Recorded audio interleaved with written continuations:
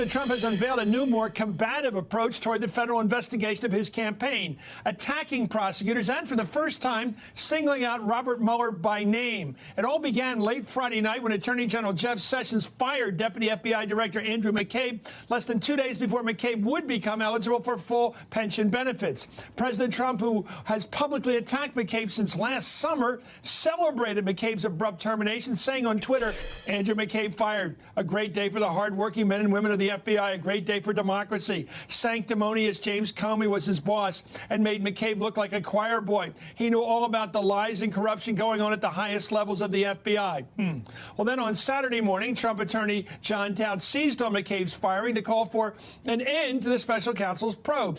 As he told the Daily Beast, "I pray that acting Attorney General Rosenstein will follow the brilliant and courageous example of the FBI and Attorney General Jeff Sessions and bring an end to the alleged Russian collusion investigation manufactured by McCabe's boss, James Comey, based upon a fraudulent and corrupt dossier." Well, Trump's legal team later downplayed the apparent threat to Robert Mueller's job. However, in a tweet storm that followed, an emboldened president lashed out at the Russian probe and directly attacked the credibility of Mueller, the special counsel. Quote, "The Mueller probe should never have been started in that there was no collusion and there was no crime. It was based on fraudulent activities and a fake dossier paid for by crooked Hillary. Witch hunt." In another tweet, the president asked, "Why does the Mueller team have 13 hardened Democrats, some big crooked Hillary supporters, and 0 Republicans? Does anyone think this is fair?"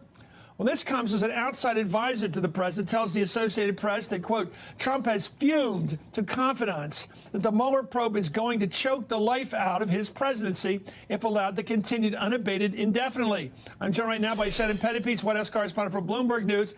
Natasha Bertrand covers the Russia probe as a staff writer for The Atlantic. Frank Montoya is a former FBI special agent. And Joyce Vance is a former U.S. attorney. Thank you all for joining us tonight. It has changed.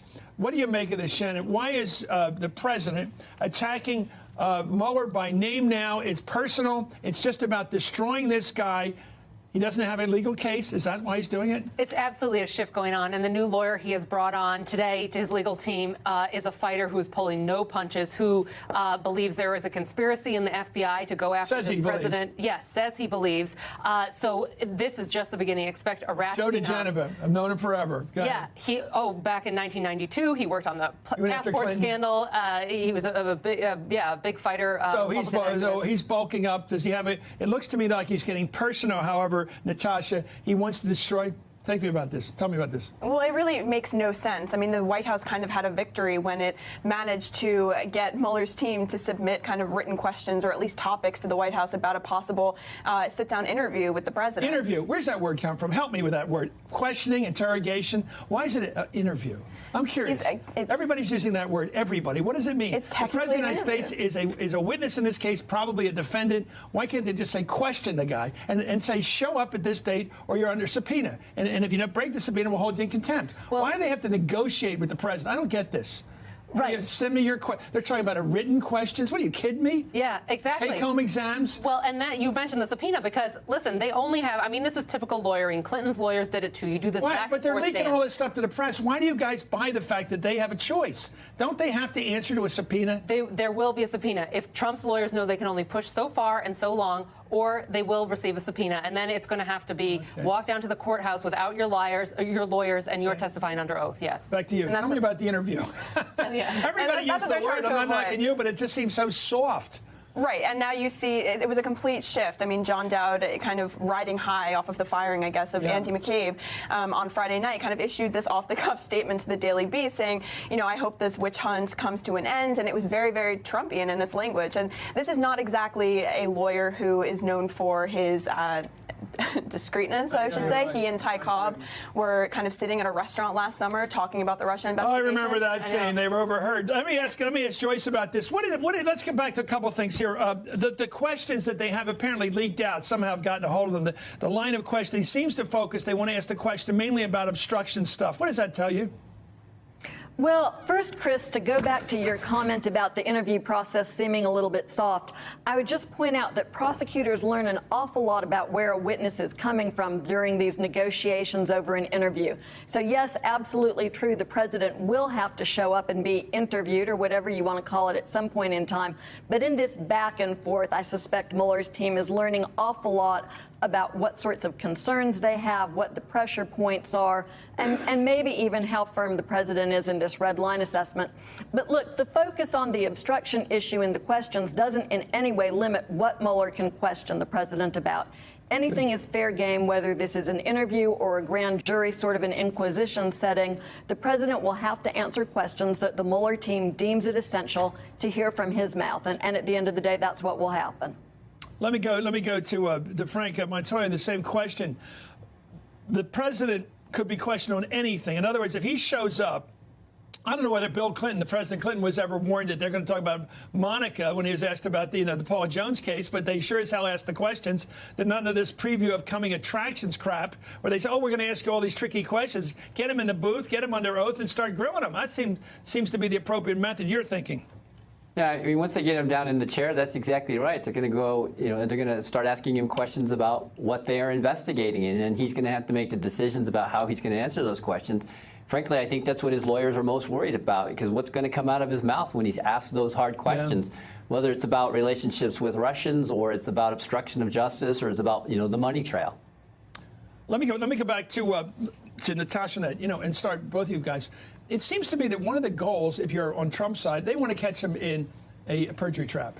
Well, they want Trump to lie about obstruction, because that's where I've always thought Mueller's coming from. He took this job as special counsel because he's furious at the attack on the institution he loves, which is the FBI, by the firing of Comey.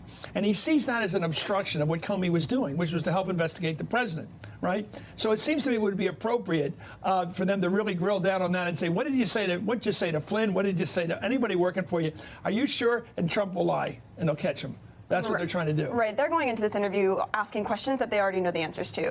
And I think that when these reports come out saying that the special counsel is focusing on the obstruction of justice aspect, wanting to know what Trump's intent and state of mind was when he fired Jim Comey, when he asked for the investigation into Flynn to be dropped, I think that kind of shrouds the collusion aspect, which is, okay, well, they're asking him these questions about potential obstruction to get to his state of mind, but also to get to the point of why he felt the need to end the Russia investigation, because that ultimately is why he fired James Comey. He acknowledged that in an interview later, as we all know, with Lester Holt. So I think that when you ask the obstruction of justice questions, it's not that Mueller is no longer looking at the collusion question. He's perhaps just using it as a kind of jumping board to get back to that. We're going back to Trump's state of mind, which is an interesting phrase right there, state of mind. Why is he attacking McCabe? McCabe's going to be a witness against him. McCabe has kept contemporaneous notes, and now he's attacking him, saying these are lying notes. He made a fake memo. How about he's trying that phrase out, in fact. Why would anybody make a note at the time of what happened in a meeting with the President of the United States and make it up? It doesn't make sense. He's trying to attack McCabe because he's trying to undercut and chip away at the entire basis of the investigation. That's what he has been doing. That's what his lawyer, Jay Sekulow, has been doing. That's what his allies have been doing. They're trying to chip away at the individuals, like these texts between Lisa Page and Strzok to show bias, these attacks on McCabe, these attacks on how the FISA warrant. They're going after the little bits here and there, state. chip, chip, chip away. So whatever they find, they can say, well, this was a flawed, biased, illegally conducted investigation. Joyce, do you think that's going to be a success? I don't know who their jury is. I wonder if it isn't the jury of his supporters, the 35 to 40. It's up to 43. He's doing quite well right now, cyclically, the president, but it's somewhere below 50%. It's the Trump people. Is that his jury? He doesn't care what the government says.